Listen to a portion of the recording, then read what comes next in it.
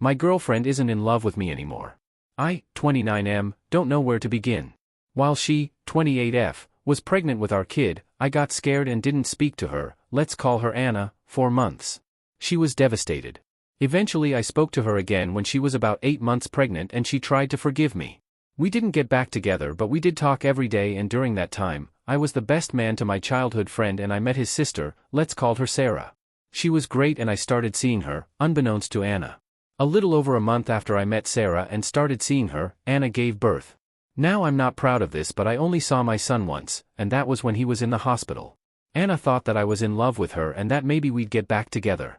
And that's my fault. Because I never discouraged it and I was still seeing her and Sarah. Sarah thought I spent time with my son and I'm ashamed to say that I painted myself to be a good dad and that Anna was a bitter baby mama. For months I played them both. Anna ended up suffering from severe postpartum depression and had to be hospitalized. About a month before this, I had stopped seeing Sarah and asked Anna to be my girlfriend. She was so happy. After a few weeks, I started seeing Sarah again. While Anna was in the hospital, I hung out with Sarah and we got drunk and had sex a couple of times. Sarah had a feeling something was off and so she went through my phone and found texts between me and Anna.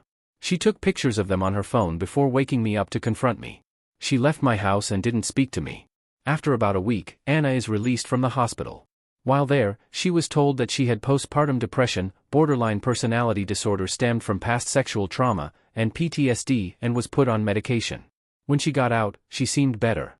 Until Sarah found her on Snapchat and TikTok and messaged her with proof of some of what I'd done. Anna was devastated. She said that I had made one of the lowest times in her life so much harder and she fell into a big depression. She got suicidal whenever I broke up with her. I thought that I wanted to be alone. I thought I didn't love her anymore. I'm not proud of my behavior during this time. I started therapy and was told that I have severe depression and anxiety and that I possibly have BPD. So much made sense. After a few sessions, I realized that I'd made a horrible mistake. I let my depression and insecurities get in the way and I treated Anna so badly. I eventually talked to her and begged her for another chance. She gave it to me but I've noticed that she always seems on edge. She apologizes for little things. She always seems happy when she's with me but the second we're not together, she starts telling me that she's not sure if she can trust me anymore. I don't know what to do. I love her. I know that I fucked up so much and that she gave me chance after chance for years. I know that I don't deserve but I know that I want to spend the rest of my life making up for that. But I see the way she gets sometimes. She'll space out and get instantly sad. And I know it's because of me. I can tell she's pulling away. I want to do something, anything, to show her I'm not gonna do that stuff again and that I'm working on myself. But I'm afraid it's too late. Update. The last few years has been a wild ride. I made some very dumb decisions and choices and those choices hurt my girlfriend Anna. During that time, she gave me an ultimatum, be a better person or she wouldn't speak to me at all, ever again. She followed through. For months. She wouldn't speak to me and had blocked me everywhere. After about 4 months, she unblocked me and had asked to talk. She had seen my sister Jamie while she working and Jamie told her about how I had been going to therapy and working on being better. Anna was very shocked because she didn't think I would ever get my shit together. Anna was very proud of me and we even went to counseling together. She laid her boundaries and I wholeheartedly agreed with her on the boundaries. For a long time, we were just co-parents and friends. During that time, I could tell she was watching me to stick with my changes. Fast forward to her birthday at the end of January, I give her flowers and she surprised me by kissing me and thanking me. I thought us having a relationship was done with and had just been working on being a better me for our son. But she said that she still loved me and I knew I still loved her. Whenever she and I got back together, I told my family. At first, they all seemed happy for me. My mom started wanting to spend time around her and told me she loved Anna. Jamie and Anna are close friends. My older sister Scarlett would send us clothes and diapers and just random things. My other sister Jenny would ask for pictures of our son and Anna's daughter from a previous relationship. My dad started to teach Anna to drive. Recently, Anna's apartment flooded and she needed somewhere to stay while her complex fixed the damage done. The apartment next to hers and a pipe burst and it leaked into her apartment. Upon finding that out, my mom immediately offered up our house for her to stay in while her apartment gets in order. Anna agreed. We kinda joked about how this was a trial run for us living together. Anna was here for a week. Every single day, she would get up, make everyone breakfast, set it out, and then clean up everyone's dishes. She would clean our room. She would do everyone's laundry when she'd come home from work. She would fold it neatly. She made dinner. My mom seemed to love it. But 3 nights ago, I overheard her talking bad about Anna in Spanish, because she thinks Anna doesn't understand Spanish. She was calling Anna messy and lazy, lying to my sister Jenny. Jenny was bad-mouthing her back and saying she was also ugly. They made fun of her weight and braids. Anna is half black and likes having her hair braided. They made fun of how pale she was compared to a lot of mixed people they had met. They even said that they didn't think our son was really mine, he is. I was horrified. I walked into the room, pissed, and defended Anna. I called my mother out for lying and I called Jenny out for her behavior as well. My sister Jamie and her husband happened to be over at the time and also got pissed at our mom and sister. A fight broke out and Anna arrived home from work during the fight. She asked what was going on. Jenny, like a coward, hung up the phone. My mom stayed silent. I told her everything. I will never forget the look on her face. I could tell her entire spirit was shattered. She loved my family. She stayed silent and just walked into our room and shut the door. I immediately followed her and she was silently packing her things. I grabbed my suitcase and began packing my important things as well. During our packing, I could hear Jamie yelling at our mother. Anna finished packing and silently walked out of the house and waited by the car. I walked out of my room and heard my other sister Scarlett on the phone defending our mom. I walked out, told them that I will eventually return for my things, but I wanted nothing to do with them after that, with the exception of Jamie. It's been 3 days and Jamie called me saying that I was being harsh for completely cutting them off. I don't feel like I am, but AITA? Update 2. So Anna ended up texting everyone in my family. She basically told them all that she was disappointed in them all because they all made them believe that she could trust them, but then she called every single person out. She called my mother a bad mom and a bad person. She told my mother it's not surprising she's a shitty person considering her first husband got his stepdaughter pregnant and her second husband, my father, was a serial cheater who ended up stealing her savings and spending it on his affair partner. Anna told her that it was her karma for being a racist b*tch. She told Scarlett that it's no wonder she's on her 5th marriage and that it says more about her that 4 other men couldn't stand her more than it does about those men. Anna said she won't be surprised when she ends up on her 6th marriage. Anna called Jenny a miserable woman and racist cow and also called her out for always asking her for pictures of our son while also talking shit about her behind her back. She also called Jamie fake for saying that I was being harsh on my family after she herself knew the shit that they were saying behind my back and defended her, but then calls me 3 days later to say that I was being unreasonable.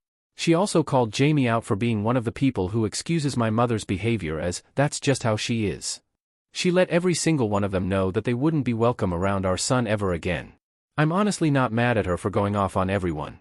In fact, I'm proud of her because she has a hard time standing up for herself.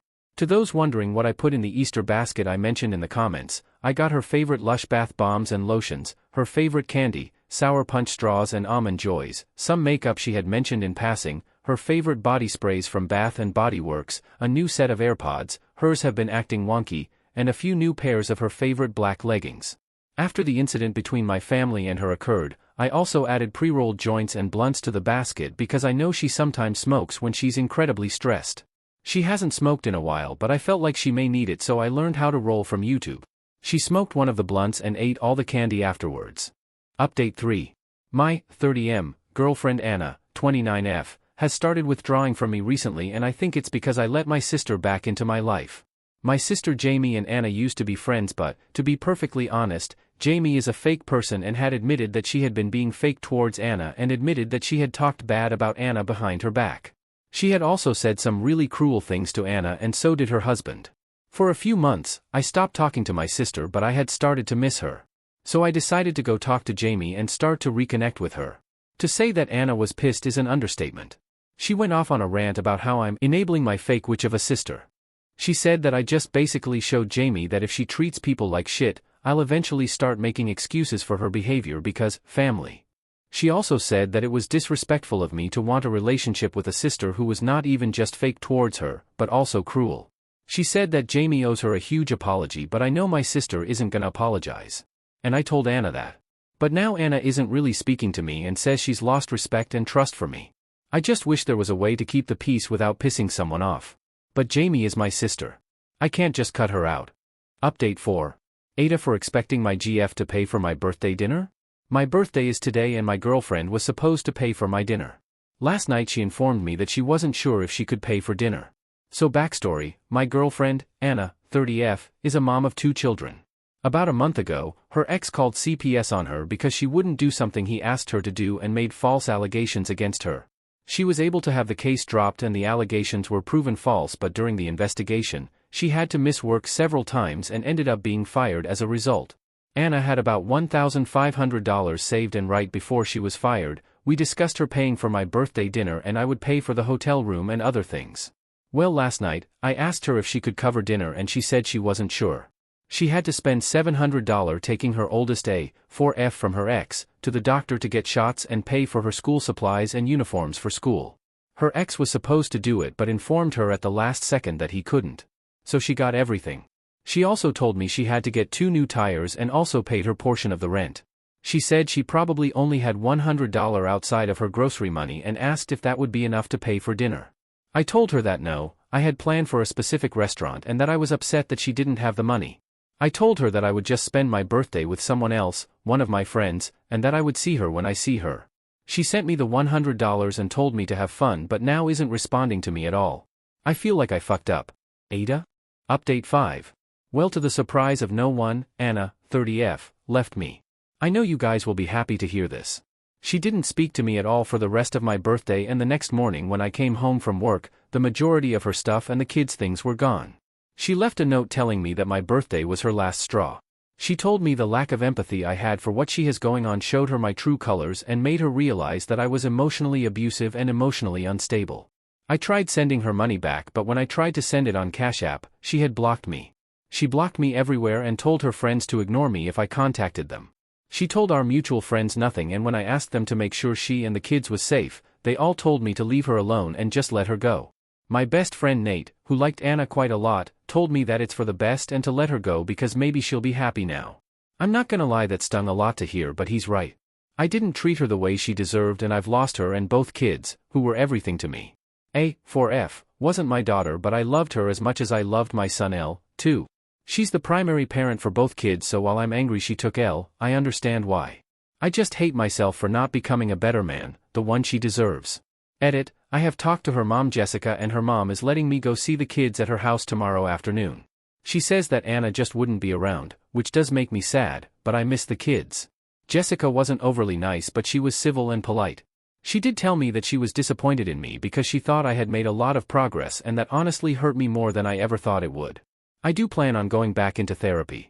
Edit number 2, I see people saying I'm going behind her back to see the kids. I am not. Her mom Jessica contacted me on Anna's behalf after they heard from several people that I was asking about the kids and said that I could see them. Jessica said it keeps asking when I will play with her again. I was told that I could see them, but that Anna didn't want to see me. She started a new job yesterday and I'm gonna go see the kids while she is working, since her mom is who watches them. I don't know why people are assuming I'm seeing the kids without permission. And for those assuming I don't care about the kids, you're wrong. I actually miss the kids more than her right now. And even if she never forgives me, I still want to do right by them, even A. Another thing being assumed was that the portion of rent she paid was to me. It wasn't. She was over here a lot, but she has her own place. I also pay for the majority of my son's expenses, and some of A's. She's just the primary parent due to me working more. As for the tires and school supplies for her daughter, she didn't tell me about any of that until the day of my birthday.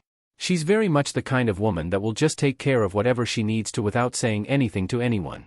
She suffers in silence and hates asking for help.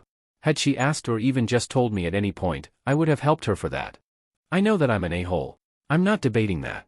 But some of the assumptions in the comments are incorrect. And those telling me to just leave my son alone are just unhinged. The true mark of a deadbeat parent is abandoning the kids just because the relationship with the other parent didn't work. I have no intention of doing that. I have sent her money consistently for L and will continue to do so. I plan on seeing the kids as much as she will allow. I don't intend by being an even bigger a-hole by abandoning the kids.